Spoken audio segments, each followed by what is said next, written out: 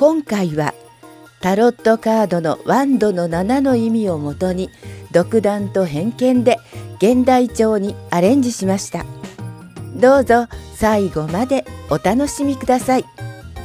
それではシリーズタロットカード物語アルケミアより第33話スタートです。カード名ワンドの7。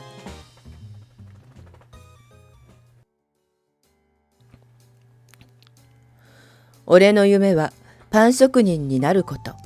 それは多分小さな子供の頃から少しずつ芽生えたのだと思う。物心ついた頃から母親の作る料理に興味を持った。母の手が生み出す料理はどれも美味しくて、皿に盛られた姿は美しかった。こんな素晴らしい料理を作り出せる母はきっと魔法使いなんだろうと思うほどだった。自分でも包丁を持ち始めたのは幼稚園の頃だ。男の子なのに料理が好きなのかと母は笑っていたけど、父は料理が好きな男は需要が多いと言っていた。その頃は需要という言葉の意味もわからずに、ただ両親が楽しそうにしているのが嬉しかった。小学校も高学年になった時、俺はパンと出会った。それまでもパンはもちろん食べていたが、焼きたてのパンというのを意識したことがなかったのだ。それがどうして意識するようになったかというと、母親がホームベーカリーを購入したからだ。それからは毎朝焼きたてのパンが食卓に上るようになった。これならば俺にも作れると思い、機械の中に粉を入れて作り出した。最初に作ったのは一番簡単な食パンだった。材料を入れてスイッチを押すだけで、あとは機械が自動的に作り上げてくれる。なんて便利なんだろうと思ったが、ホームベーカリーについてきたレシピ本を見て、俺は大いなるショックを受けた。それは食パンばかりか、あんパンだってメロンパンだってフランスパンだって作れるのだ。俺は母親に聞きながらいろいろなパンに挑戦するようになった。そしてパンを焼くことにどんどんハマっていった。中学生になり進学を視野に入れ出した時、俺は両親に言った。俺、パン職人になる。両親は俺を見て、夢を持つのはいいが、まずは高校を卒業することだと言った。職人になるのに高校が必要なのかと言ったら、計算もできないでは困るだろうと言われ、それもそうだと思った俺は、ひとまず高校に進学することにした。そして高校の3年間の間にパン屋でバイトをすることを決意した。高校を卒業したらすぐにでもパン職人として働くのだと意気込んでいたのだ。バイトは楽しく、毎日パンの香りに包まれながら焼きたてのパンの香ばしさに酔っていった。こんなにも美味しいパンたちに囲まれて過ごせることが嬉しくて仕方がなかったのだ。パン屋でのバイトは雑業が主で、パンが焼きたいと言ったところで商品だからと笑われるだけでやらせてはもらえなかった。だが俺が職人の手元をじっと見ていることに気がついた店長は、バイト開始から1年後に焼いてみるかと声をかけてくれた。今まではホームベーカリーでの作業だったが、ここではそんな機械は使わず自分でこねる。それは結構な力仕事だった。それだけに面白く、今まで感じたことのない新鮮な感覚に喜びを感じていた。こうして俺の高校生活はバイト中心で進んでいった。中学の時同様に大学に進学するのか就職するのかという選択の時期になった時、俺はためらうことなく就職すると言った。高校も卒業するのだし、これで両親は文句なく賛成してくれると思ったのだ。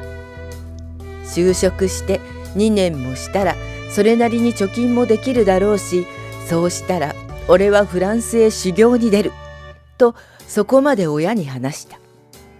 いかに俺が本気で考えているかを理解してほしかったからだ。ところが両親は大学くらい出ていないと立派な職人にはなれないと言い出した。そしてフランスにパンの修行に行きたいのならば大学の4年間でお金を貯めなさい。それだけ頑張れたらお前の本気を認めてやるよ。その時には資金の足りない分は父さんが出してやろうと言ったのだ。これは願ったり叶ったりだと思った。バイト先の店長からも本気ならばフランスへ修行に出るのが一番だと聞いていたが、それには結構な金額が必要になるとも聞いていた。しかも数ヶ月なんて甘い考えではダメで、年単位の修行が必要だという。そのためには住むところも必要ならば生活費も必要。そのためのお金を用意できなければ行った途端に路頭に迷うとも言われた。だから父親から資金の話が出た時は本心助かったと思った。ところが話はここで終わりではなかった。フランスへ行くならフランス語ができないと話にならんぞ。まあ本当に修行しようというならばフランス語が話せるようになることだな。どうだ、お前にできるか。どうやら両親はそこまで言えば俺の心が折れると思っていたらしい。あるいは大学生活を送っているうちにパン職人なんて夢は消え失せるだろうと思っていたのかもしれない。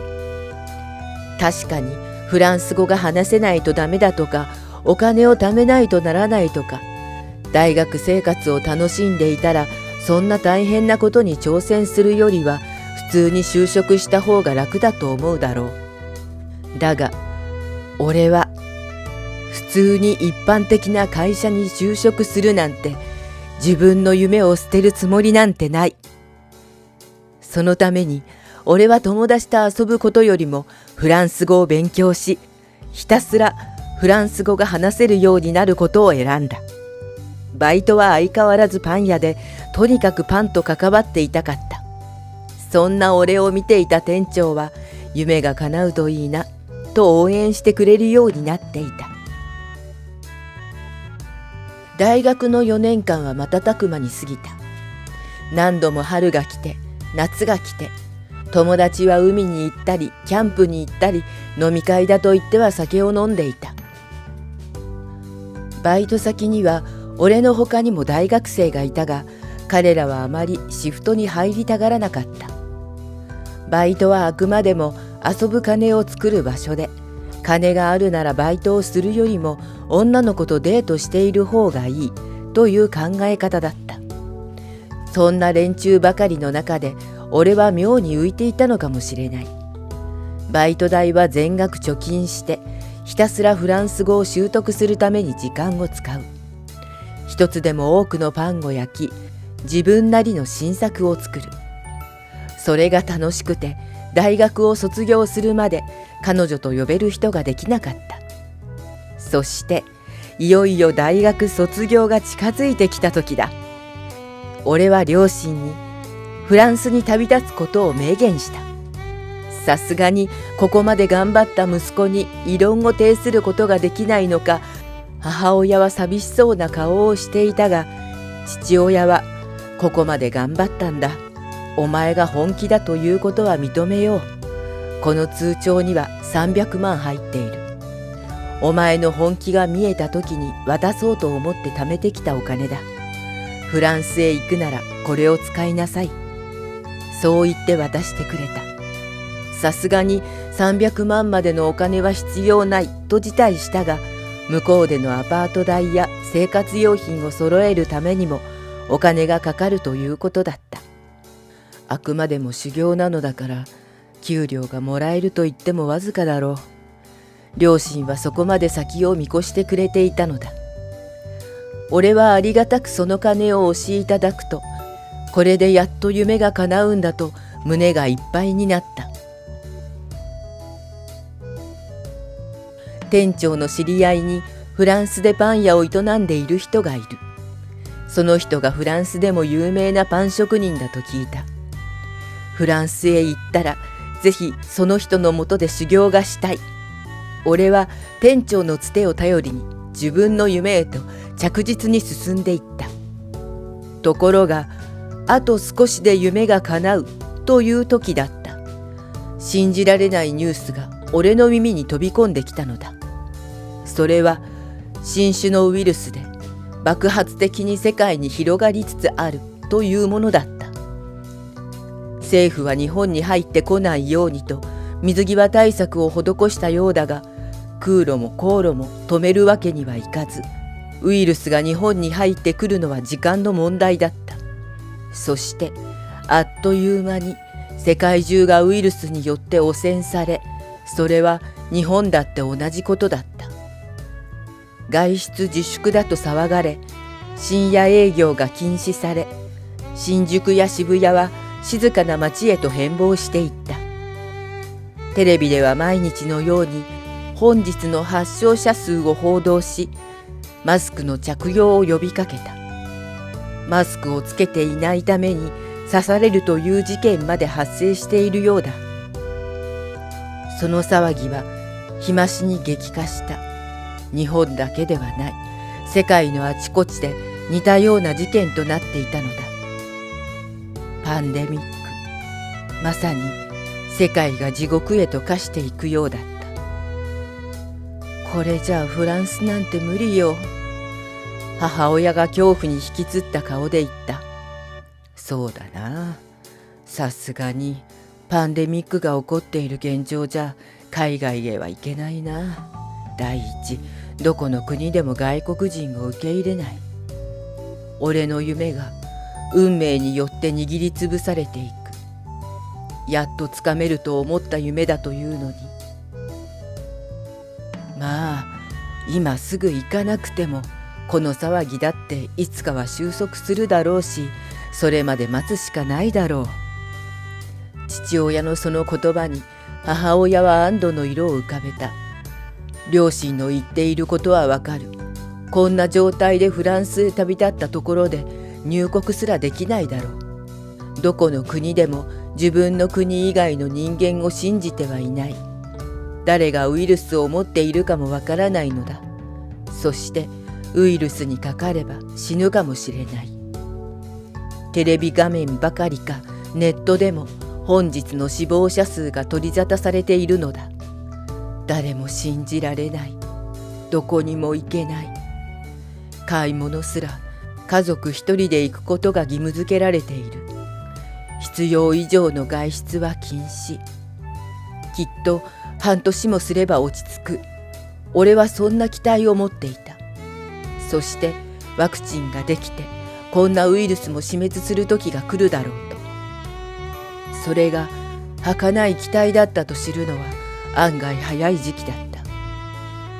ワクチンを作るのに必要な時間は何年どころか何十年とかかると言われ、今回の新型ウイルスのワクチンがいつできるのかは不明だという。政府は何とか早急にワクチンを開発するように各製薬会社に働きかけているというが、いくら働きかけたからといって今までできなかったものがそう簡単にできるとは思えない。俺はすべて終わったと思った。夢なんていくら待ってもこうやって握りつぶされていく。それなら高校を卒業した時に自分の思いを貫き通せばよかった。そんな苦い思いが湧いてくる。しかし両親の気持ちも無下にはできない。所詮高校生だ。まだ世の中のことなんて何も分かってはいない。そんな時にフランスへ行きたいと言ったところで親ならばストップをかけて当然だろう。言葉もわからない、金もない。そんな子供に何ができるというんだ。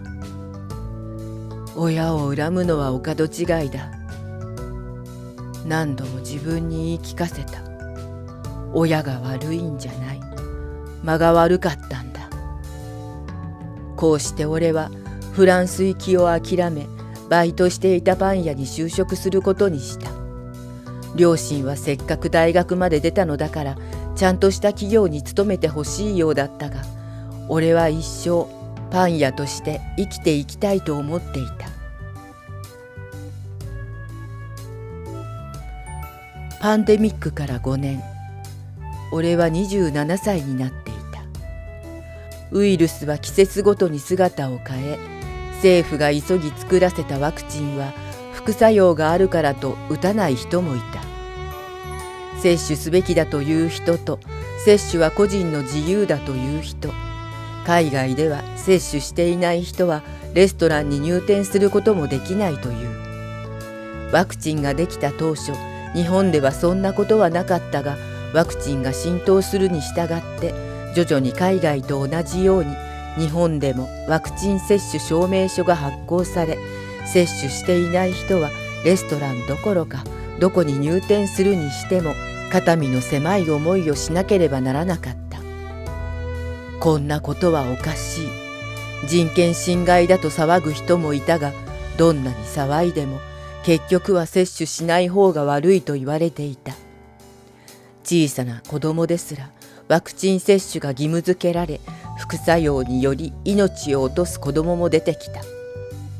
SNS 上ではワクチンを接種したことによって起こった副作用の辛さを克明に記す人もいた。ワクチンを打ったことで家族が死んだと泣く人もいるが、政府はそれらのすべてを封じた。死因は判明していない。既往症があった。原因不明。などの言葉が飛び交った。店に来る客は皆一様にマスクをつけ、店員もマスクをつけての対応をしている。1時間に1度は消毒するために商品ケースや店のドア、トイレなどが掃除された。そのためなのか、ウイルスが姿を変えてもおとなしくなっているのは事実のようで、死亡者数は徐々にではあるが減ってきていた。そんな時だ。当時付き合っていた彼女が俺に逆プロポーズをしてきたのだ。付き合っているとは言っても結婚を意識したことはないし、付き合ってほしいと言ってきたのも彼女の方からだ。俺は断る理由もないままに付き合うことにしたが、結局は仕事ばかりでほとんどデートらしいデートはしていない。それなのにどうしたことか彼女は俺のそばを離れることはなかった。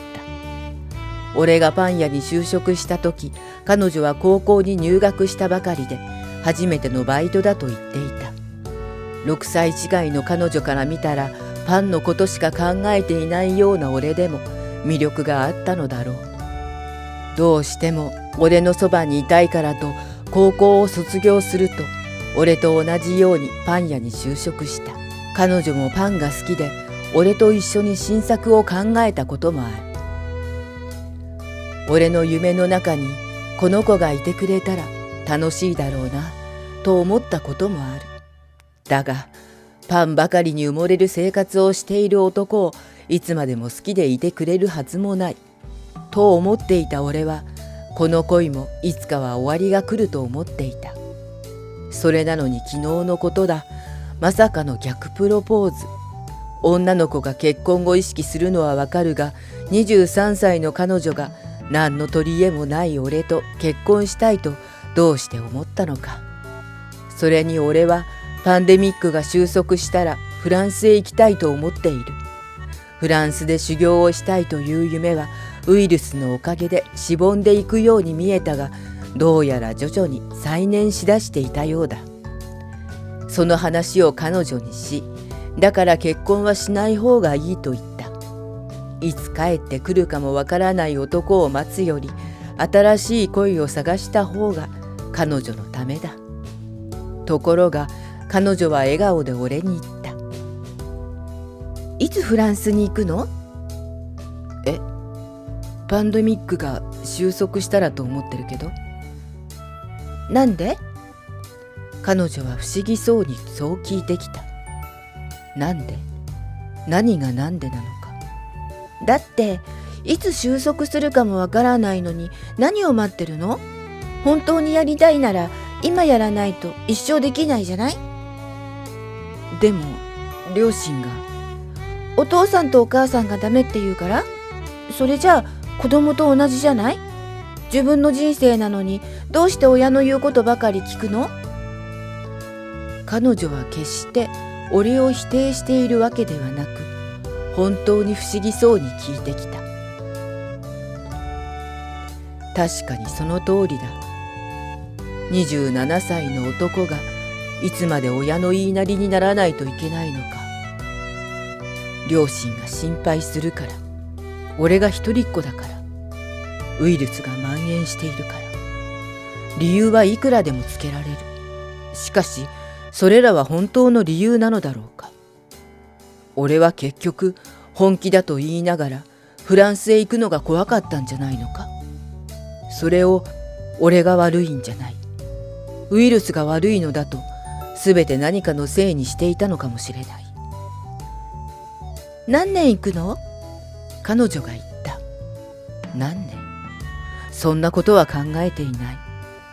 多分2年くらいだとは思っていたが、行ってみてフランスに魅力があれば2年が3年になるかもしれない。そっか。わかった。じゃあ帰ってきたらまたプロポーズするね。私待ってるから。そう言って笑っていた。本当に俺の彼女は不屈の精神の持ち主だ。何があっても負けない。どんなことにも立ち向かう。俺は彼女を見つめながら俺の人生を歩き出さないとダメだと思った。家に帰ると俺は両親にフランス行きの決行を告げた。両親はまだウイルスが収束していないと言って俺を止めた。父親はリスクが高いと苦い顔をした。しかし俺の決心は揺らがなかった。もう揺らぐ必要はないと思った。父さん、母さん、ウイルスも収束こそしていないが、だいぶ落ち着いてきています。今行かなければ俺は一生後悔すると思うんです。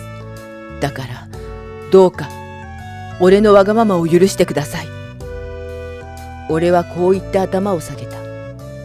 ここまで育ててくれた両親を裏切るようでつらかったが、今度こそ俺の夢をつかむのだと決意していた。彼女の言葉が俺の背中を押してくれたのだから。母親はそんな俺を見ていった。じゃあ約束して、どんなことがあっても元気で帰ってくるって、絶対にウイルスになんか負けないって。俺は力強くうなずいた。こうして5年の歳月がかかったものの、俺は自分の夢をつかむためにフランスへと旅立った。もう自分に言い訳なんかしないと思いながら。フランスでの修行は確かに辛いものだった。どんなにフランス語が喋れるとは言っても、所詮は机上で覚えた言葉だ。その言葉が会話として成り立つかというと、かなり難しいものがあった。相手の言っていることが理解できず、何度も同じ質問を繰り返し怒鳴られたこともあった。だが日本では得られない技術を習得できたことは俺にとって大きな前進だった。今までは疑問があっても誰も教えてはくれなかったし、俺の疑問に答えることができる人もいなかったのが、フランスではどんな質問でもしっかりと答えてくれた。そのおかげで俺はもっとパンの世界へと足を踏み込むことになった。そしてとうとう2年が経過した時だった。パン工房の仲間とも打ち解け、楽しい時間を過ごしてきたが、俺は日本に帰る決心をした。誰もが寂しがってくれた。いっそフランスでパン屋を開けばいいと言ってくれた友もいた。だが俺は次の夢をつかむために帰国するのだ。あっという間の2年間、多くのパンとの出会いが俺を勇気づけてくれた。あまりにも苦しくて泣いた日もあったが、過ぎてみればみんな楽しい思い出だ。俺は日本に帰るとすぐに懐かしいパン屋へと足を向けた。店のドアが開いた途端にパンの香ばしい香りが俺を包む。フランスとはまた違った香りだ。店の中からいらっしゃいませと声が聞こえてきた。見るとそこには彼女が立っていた。おかえりなさい。空港に迎えに行こうかと思ったんだけど、きっとここに来ると思って待ってました。ただいま。長いこと待たせちゃったね。2年前の返事をしようと思うんだけど、いいかな。2年前？あ、はい。2年前と聞いて彼女の顔が真剣になった。もちろん返事とは彼女がしてくれたプロポーズのことだ。俺には自分の店を開くという夢がある。その夢の中に君がいてくれたら嬉しいとこの2年間ずっと思っていました。僕と結婚してください。そうだ。俺はこの言葉が言いたくて帰国したんだ。もっと勉強したいこともあったと思うが、それ以上に彼女と夢を叶えることを望んだ。彼女は嬉しそうに、その夢、私も一緒に見たい。そう言って俺の胸に飛び込んできてくれた。本当に長い間待たせちゃったね。そう言って彼女を抱きしめた。俺は今自分の店の工房で毎日香ばしい香りのパンたちを作り続けている。俺の焼いたパンを売ってくれるのはもちろんあの時の彼女、そして現在の妻だ。いつか俺たちにも子供が生まれるだろう。そして俺が親になったら夢は絶対に諦めるなと教えたい。いかがでしたでしょうか。このカードはもがけばもがくほどうまくいかなくなるような逆境の暗示をしています。また過去に立てた計画が実現する兆しを見せているが、簡単に解決できそうな問題ほど誠心誠意を尽くすことが大事だとも伝えています。面白かったと思ったらチャンネル登録とグッドボタンをお願いします。それでは次のお話でまたお会いしましょう。